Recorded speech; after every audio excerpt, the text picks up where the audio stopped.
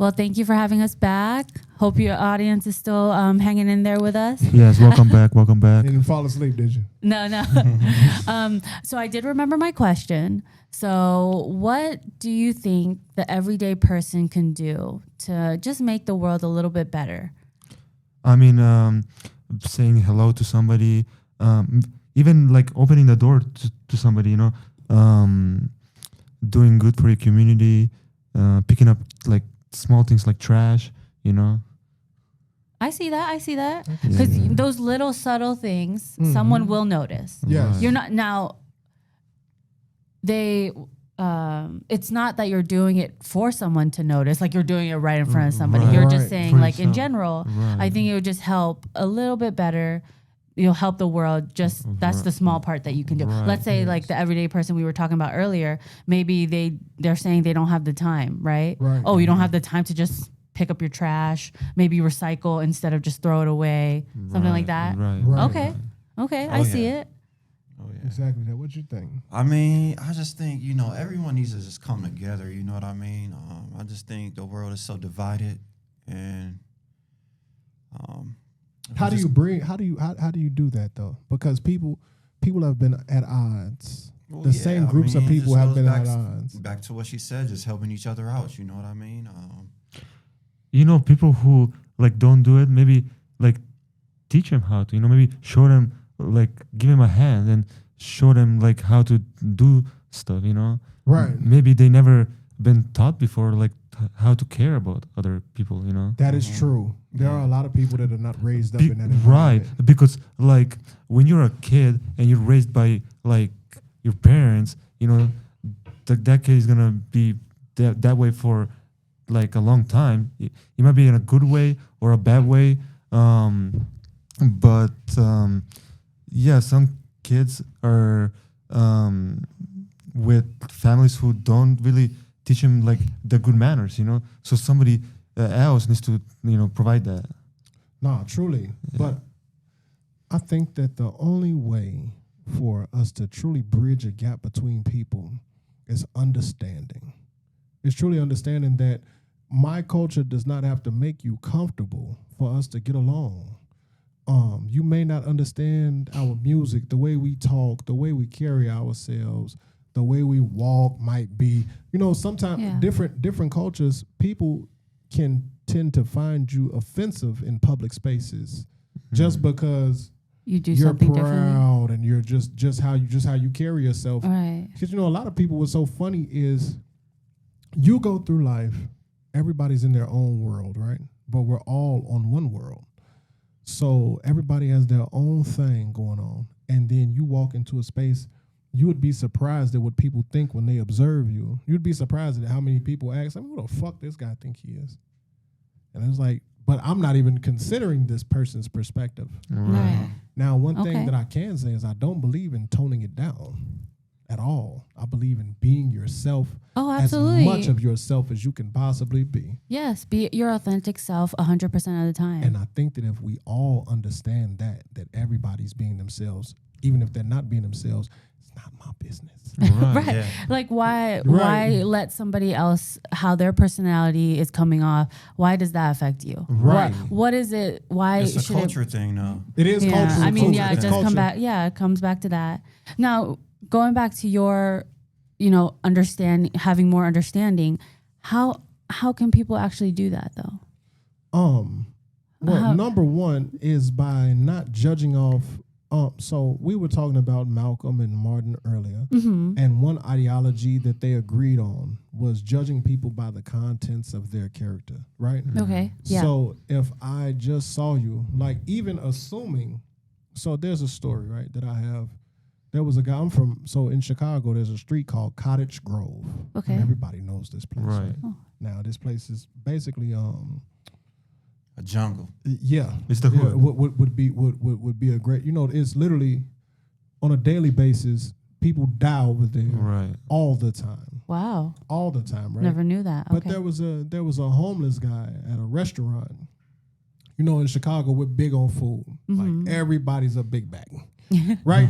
The fittest guy goes at 2:00 in the morning, like, man, oh my god, I just want a piece of pizza. So There was a guy who had the big dread. You know, when people have been outside for a long time and their dreads begin to stick together and it becomes one dreadlock. Oh, okay. And these girls were like talking like, oh my God, he stinks. He's ugly. He's this, he's that, right? And he just stood there in line. And when he got up to the front of the line, this dude pulled out maybe $4,000 or $5,000 cash. Mm. And it was the first time that it even hit me because, you know, you become more and more self-aware throughout life experiences. Judgmental. Right. Right. Hey, this dude has way more. I have maybe $300-$400. You know, from whatever, you know, you hang around and you do what you can do because it's with poverty breeds crime. So a lot of people that, you know, America puts as the face of crime, when you look at the statistics, most of these people are already impoverished before they ever committed their first crime. Most people without money commit crimes. People with money, no matter what color, tend to not. So commit how can we crimes. change this? How can we change the face of crime or the How can we judgment? change the People judging each other. Judging You each can't. other, That's the- one thing. The This- racism, the You can't.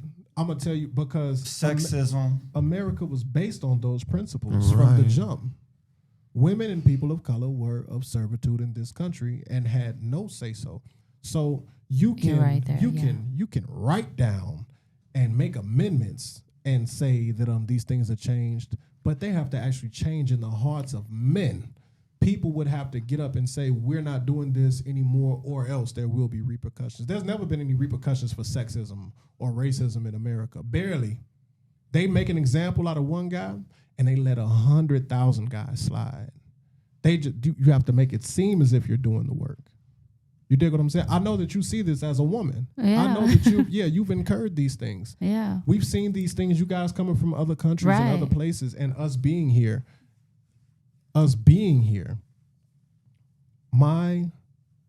My father was a first generation person in the projects in Chicago when they were brand new.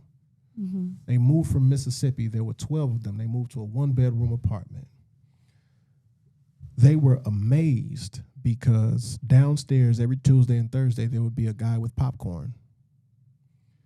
But because my grandmother couldn't afford to feed them all on Tuesdays and Thursdays, they began to dread that man because they would eat popcorn for dinner, popcorn and water, and go to bed. And when I hear stories like this in places like Chicago where there's billions of dollars, now you have them in what you call public housing, so where's the public funding? Right. If it costs you $2 million in the till, the city till, which all cities have a till that they build up public housing for projects. Oh, okay. They take the taxpayer money and build these things, Mm-hmm.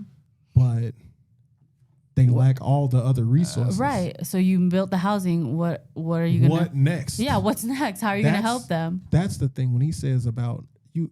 The thing to solve it all is the classism is the biggest problem in America. Yeah, classism. It's yeah. not just racism or sexism, any of that. It is a certain percentage of people that are with and the majority that are without. Right.